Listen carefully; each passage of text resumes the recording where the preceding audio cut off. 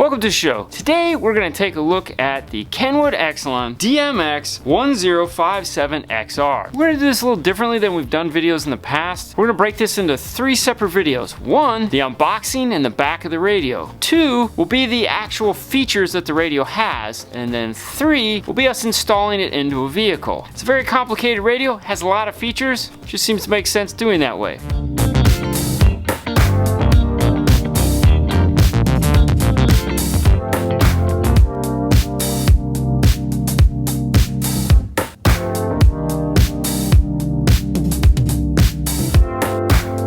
If you're watching this video hoping that it would be the DMX1057XR, the only difference between those 2 radios are the 1007 has a SD card input and the onboard GPS. Other than that, they're the same radio, so you can watch this video to learn all there is to know about the 2 of them. When you open it up, there's 2 sides to the top. First up is going to be the main wiring harness. If you have a previous generation XR style radio and you're wanting to upgrade to this bigger one, you can. It uses the same harness. Taking a closer look at this harness, you have the 3 pigtails that hang off here. The pink one is for VSS, or vehicle speed sense. The light green one is for emergency brake. It needs to see a ground. And the purple white is your reverse trigger input. Next up on the harness, we have a white and a white with a black stripe, green and a green with a black stripe, purple and a purple with a black stripe, gray and a gray with a black stripe. These are going to be the amplified output. This radio has a max power of 50 watts by 4. White is driver's front, gray is passenger front, green is driver's rear, purple is passenger rear. The solids are positive, the stripes are negative. There's 4 wires with flags. The light blue with yellow is your steering wheel control. You'll need an external module for that to work. Orange-white is illumination. Solid blue is the powered antenna connection. This is to turn on your amplified antenna. Blue with a white stripe is your amplifier remote turn on for going out to an external amplifier. You have a yellow wire, which is constant 12 volts or memory. You have a black wire, which is your ground, and you have a red wire, which is key-on accessory. Lastly, you have these 2 green wires, one with a white stripe, one with a red stripe. They say cam positive and cam negative. These are to control the CMOS 320 camera. It is made to go into the back of the car, but in this model radio, it does have reverse image built into it, so you can use the CMOS 320 on the front of your car now. The CMOS 320 allows you to view multiple angles from the camera. You get 1 USB extension. Because it has wireless CarPlay and Android Auto, they're giving you just the 1 USB for charge, as well as you can use this for a hard drive or a thumb drive.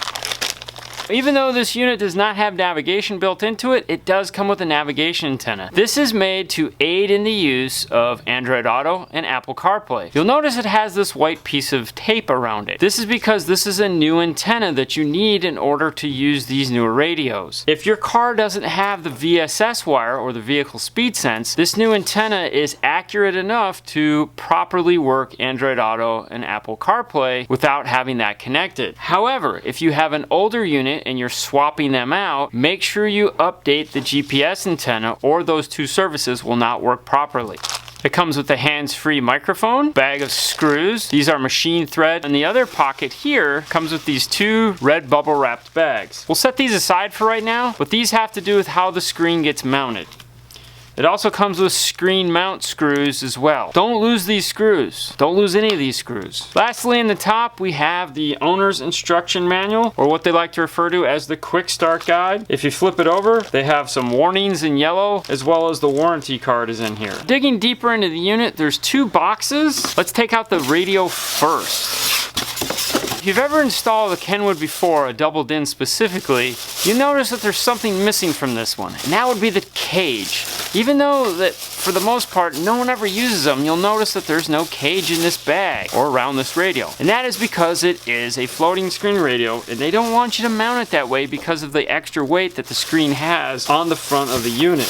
If you look closely at the front of the unit, you'll notice this area here. It is what looks like an SD card slot. It is not. That is the difference between this and the GPS version, is that is an SD card. If you do have the GPS version, this is where you'll plug in your Garmin updates. However, until you have to do that, you can use it to play music and movies and or photographs. You'll notice on here it has these 2 what look like panels or clips. That's what they are. If you pull these off, you can access access these two bolts here. And what they're used for is what's in this bag, which is if you loosen these, you can then pull this out and adjust it. We'll talk more about that whole part once we go to install it in the car. What we want to concentrate on in this is the back of the radio. What we want to concentrate on in this video is the back of the radio and what all this stuff is for. Starting on this side of the radio, first up is this. This is the port for Sirius XM. The SVX300 tuner is designed to plug into this. Above it, back from the dead, we're so excited to have this. This is the HDMI port. There's a screw here that covers this bracket, and I do strongly recommend picking up the Kenwood version of the HDMI cable. It is automotive grade and is designed to fit in there and then allow this to go back in and lock it in place. Coming down, you see what looks like an aux jack input. It's not. It's made to work with this black plug here. These are for the Maestro RR or RR2. This is what gives you gauges and tire pressure, but this year they've taken it a little further. Because Maestro has the RR2 now, one of the standout features on it is that it has 3 programmable outputs called MPOs. This radio allows you to take advantage of those and even goes so far as to add buttons onto the face of the radio to control those outputs. The white connector next to that is for the dash cam. Kenwood offers a full selection of dash cams, and this input along with this RCA here that says dash cam on it will allow you to take advantage of those. The reason why it does that is so that you can have a dash cam's image appear on the screen of the radio. Coming across the radio, you have your AV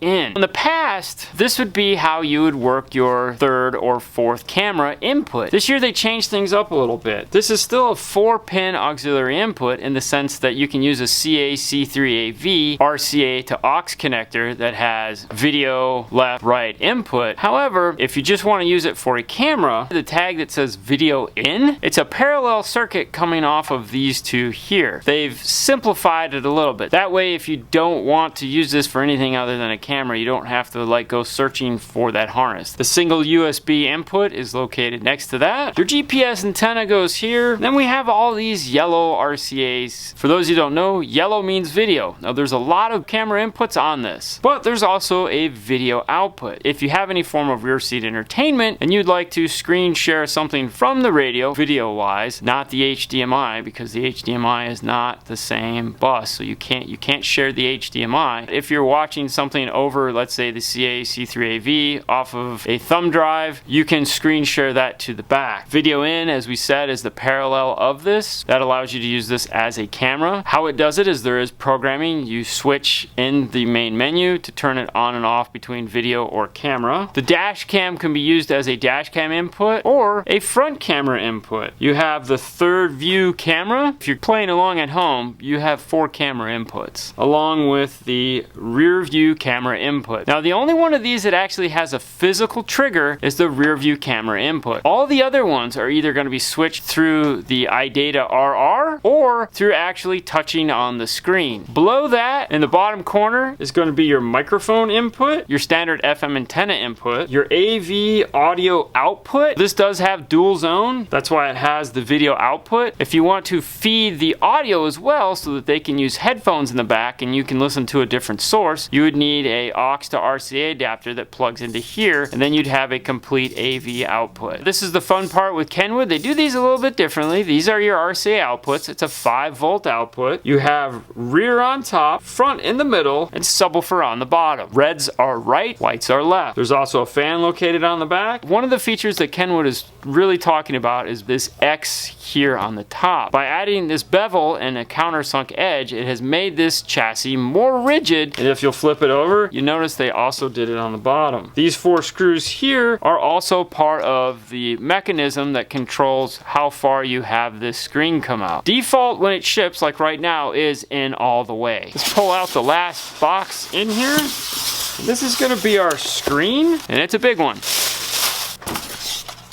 The only thing that comes packaged in that is the screen itself. You'll notice it has some weight to it. On the front, you have your volume knob. If you flip it over, you'll see the big metal bracket that it has, and it is movable, and it is very tight, so it's hard to move when it's not connected to the radio. There we go. Now going back to those red bags from before, this piece here, this is probably the most important piece. Do not lose this. This is what goes between the screen and the double DIN portion to activate the radio. Once this is engaged, it pushes down a micro switch, which turns the radio on. Without this installed, it's not going to work. Make sure you set this someplace very safe, because this is the last piece you're gonna put on the radio. All right, guys, this brings us to the end of part 1, the unboxing and what all the bells and whistles of this thing do. Stay tuned for part 2. We'll power this up and we'll show you some of the new features that it has. And then in part 3, we'll install it in the vehicle and show you how everything moves, the tilt screen function, and of course just how it looks in a dash. You guys have a nice night as always. I'll see you later next time. Bye.